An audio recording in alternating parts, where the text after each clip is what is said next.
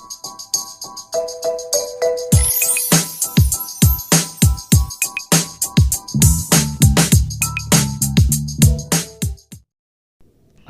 علیکم ورحمت الله وبرکاتو. دوستانو یو ځل بیا د باجوړ نیوز چینل له طرف نه تاسو سره مخاطب یم. امید لرم چې تاسو به ټیک ټاک خوشحالي او د ژوند په مزو کې وئ.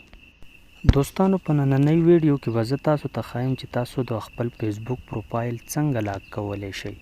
که تاسو چېرې غواړئ چې زموږ د فیسبوک آی ډي دې محفوظه او خپل پروفایل چاته نشو کوئ نو بیا تاسو د فیسبوک پروفایل ضرور لاکئ او خپل آی ډي محفوظه وساتئ. خو د ویډیو شروع کېدو نه مخکې زما ستاسو د یو وړوکی غوندې ریکویسټ دی، که چېرې تاسو زما چینل نه یې سبسکرایب کړی نو زما چینل سبسکرایب کړئ او د غنټۍ نښان ووهئ چې تاسو ته دغسې د معلوماتي ویډیو نوټیفیکیشن د ټولو نه مخکې در رسي. نو راځئ چې زه تاسو ته وښایم چې تاسو به خپل فیسبوک پروفایل څنګه لاک کوئ. نو د ټولو نه مخکې به تاسو په خپل موبایل کې خپل فیسبوک کولاو کوئ او په هغه برنو دریو کرښو به کلیک وکئ.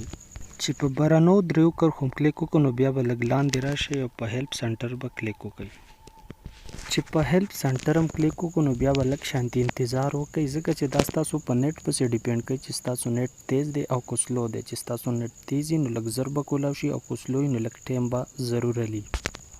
نو د لږ شان انتظار نه پس به تاسو ته څه داسې انټرفیس راشي.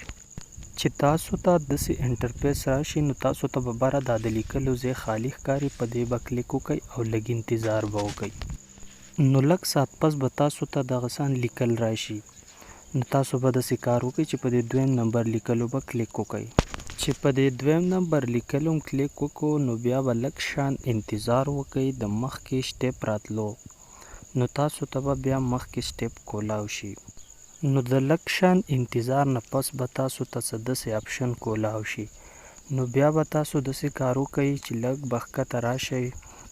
چې تاسو څنګه لږ ښکته راشئ نو بیا به لږ واپس بره لاړ شئ او چې لږ بره لاړ شئ نو په دې لاک پروفایل به کلیک وکئ.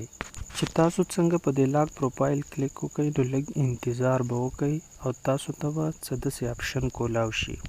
نو بیا به لږ لاندې خیال وکئ او په دې شنه کرښه کې لاک یور پروفایل باندې به کلیک وکئ. چې تاسو څنګه په دې لاک یور پروفایل باندې کلیک وکئ نو ستاسو پروفایل به لاک شي. بس سمپلی دلته په اوکې به کلیک وکئ نو ستاسو پروفایل به لاک شي. نو دا تاسو لیدلی شئ چې ستاسو پروفایل به په دې طریقه باندې لاک کیږي.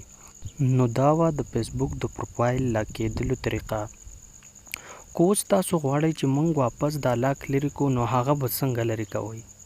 نو سمپلی تاسو به بیرته د خپل موبایل سکرین ته لاړ شئ او د موبایل سکرین ته چې لاړ شئ نو تاسو به بیرته د فیسبوک په اپلیکیشن باندې به کلیک وکئ. نو بیا به واپس په دغه برنو دریو کرښو کلیک وکئ. چې په دغه کلیک وکړو نو بیا به لاندې په هیلپ سنټر کلیک وکئ.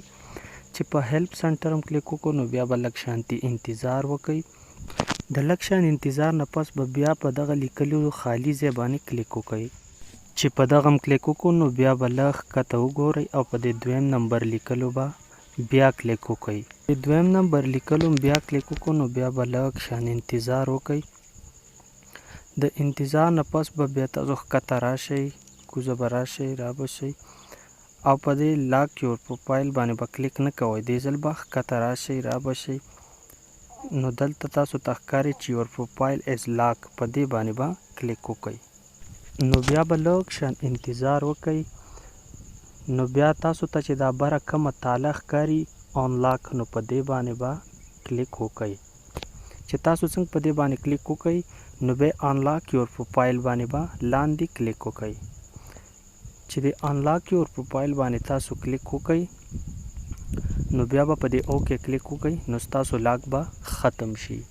نو دا وه د فیسبوک د پروفایل لاک کیدلو او لرې کیدلو طریقه. انشاءالله د یو نوي ویډیو سره به یو ځل بیا زه تاسو سره مخاطب کیږم. تر هغې د نه غواړم اجازت د لوی الله په امان.